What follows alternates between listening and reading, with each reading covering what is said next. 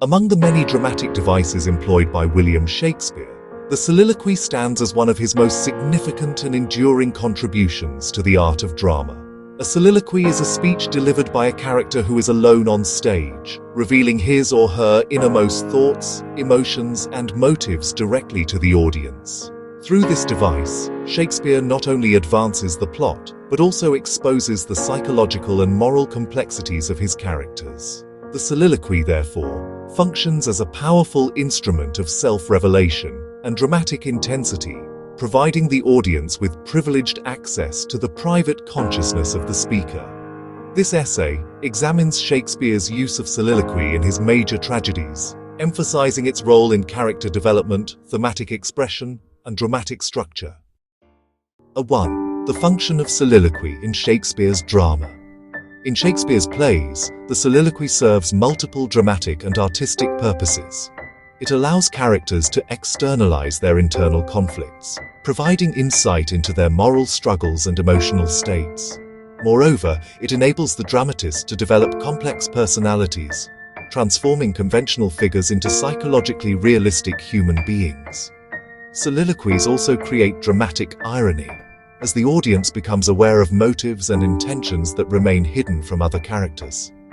Finally, soliloquies often serve to advance the plot, signaling crucial turning points or decisions that shape the course of the drama. 2. Soliloquy in Hamlet.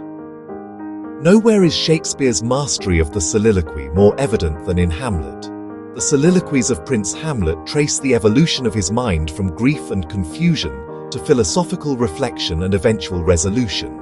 In "Oh, that this too solid flesh would melt," Act 1, Scene 2, Hamlet laments the moral corruption of Denmark and his own disillusionment.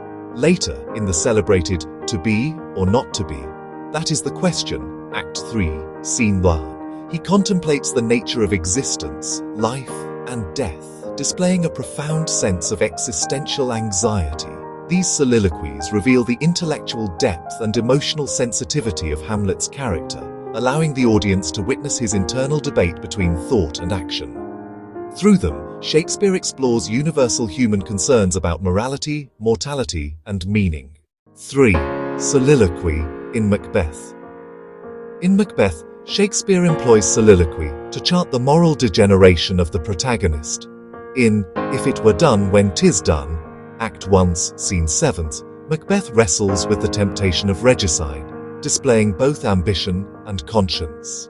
His soliloquies reveal the conflict between his vaulting ambition and his awareness of moral consequence. As the play progresses, soliloquies such as "Is this a dagger which I see before me?" Act 2, Scene 1, and "Tomorrow, and tomorrow, and tomorrow," Act 5, Scene 5, expose Macbeth's descent from hesitation to despair. The latter speech, in particular, expresses a chilling sense of nihilism, as Macbeth concludes that life is a tale told by an idiot, full of sound and fury, signifying nothing. Through these soliloquies, Shakespeare not only charts Macbeth's psychological collapse, but also articulates a broader commentary on the futility of unchecked ambition and moral corruption. 4. Soliloquy in Othello. In Othello, the soliloquies of Iago serve a distinct purpose. Unlike the introspective reflections of Hamlet or Macbeth, Iago's soliloquies are manipulative and calculating. In "And What's He Then That Says I Play the Villain?" Act 2, Scene 3, Iago cynically rationalizes his deceit, drawing the audience into his confidence. These soliloquies transform the spectators into silent accomplices, enhancing the play's dramatic irony.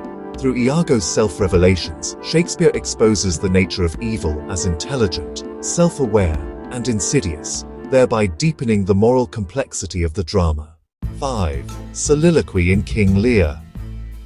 In King Lear, soliloquies and monologues serve to convey Lear's inner torment and growing self-awareness. In "Oh, let me not be mad, not mad, sweet heaven," Act 1, Scene 5, Lear expresses his fear of losing both his authority and his sanity.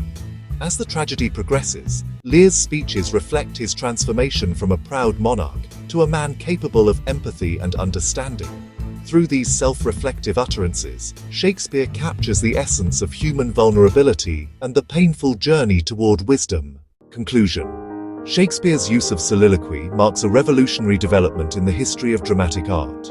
By granting his characters the ability to speak their thoughts aloud, he transformed the stage into a mirror of the human soul.